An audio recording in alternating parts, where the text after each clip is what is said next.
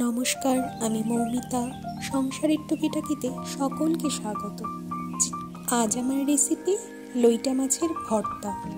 প্রথমেই মিক্সচার বাউলে একটা পেঁয়াজ, রসুন, আদা, জিরে, গোলমরিচ ও কয়েকটি শুকনো লঙ্কা ও কাঁচা লঙ্কা ভালোভাবে মিহি করে পেস্ট করে নিলাম। অপর দিকে আমি একটি আলু এরকম ছোট ছোট টুকরো করে কেটে লাল লাল করে ভেজে নেব। ভালো করে আলু সেদ্ধ হয়ে গেলে আলুগুলো তেল ঝরিয়ে তুলে নেব।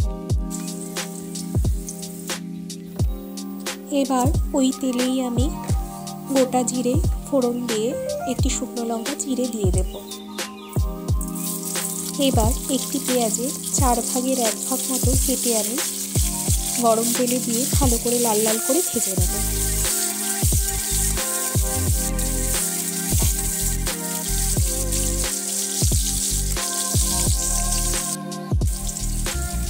পেঁয়াজ ভাজা হয়ে গেলে বাটা মশলাটা গরম তেলের মধ্যে দিয়ে আমি ভালোভাবে কষে নেব।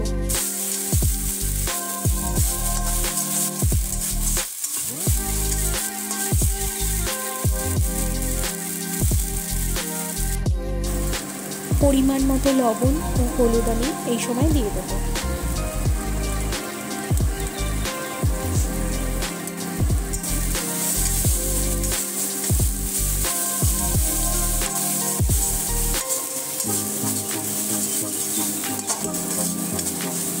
আবার বেশ খানিকক্ষণ কষে নিয়ে তেল ছাড়া ছাড়া হয়ে আসলে আমি মিক্সচারের বাটি ধোয়া জলটা এই সময় দিয়ে দেব।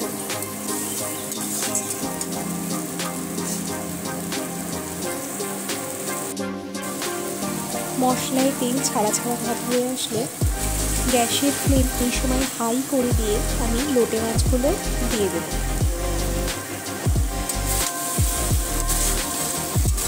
গ্যাসের ফ্লেম হাই করেই আমি মাছগুলোর সাথে মশলা ভালোভাবে মিশিয়ে নেব। আমার অল্প তেলের প্রয়োজন ছিল বলে আমি অল্প তেল এই সময় অ্যাড করেছি। আবার মাছটা আমি খুব ভালো করে কিছুক্ষণ কষে নেব। এই মাছ খুব তাড়াতাড়ি নরম হয়ে যায় বলে প্রথমে 2-3 মিনিটেই আমার মাছটা ভালোভাবে কষে নিতে হবে।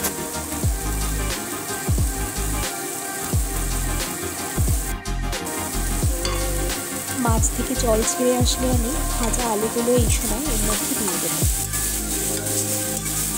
আবার আমি 2-3 বার নাড়াচাড়া দিয়ে নেব। আপনারা যদি মাছের কাঁটা বার করে নিতে চান, এই সময় মাছ সেদ্ধ হয়ে গেলে মাছের কাঁটাটা বার করে নিতে হবে। আমি মাছের কাঁটা বার করব না। এবার মাছটা ঢাকা দিয়ে 10 মিনিট মতো হতে দেব। মাছ থেকে জল ছেড়ে আসবে।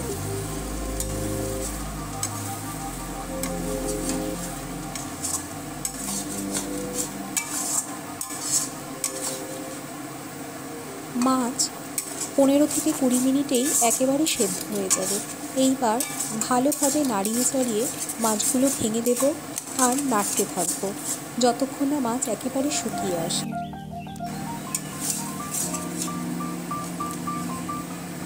গ্যাসের ফ্লেম হাই টু মিডিয়ামে রেখে আমি অনবরত নাড়তে থাকবো যাতে নিচে লেগে না যায় আর মাছের জল শুকিয়ে আসে। আমি গরম মশলার গুঁড়ো খানিকটা দিয়ে আবার নাড়তে থাকবো। এই সময় আপনার বাড়িতে যদি ধনেপাতা থাকে তাহলে ধনেপাতা কুচিয়ে অ্যাড করতে পারেন।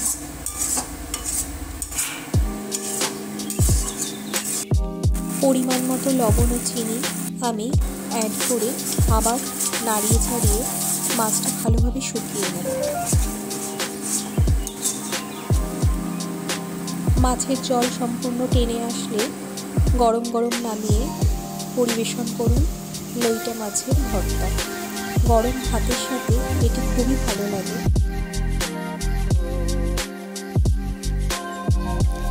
নমস্কার, সকলে ভালো থাকবেন।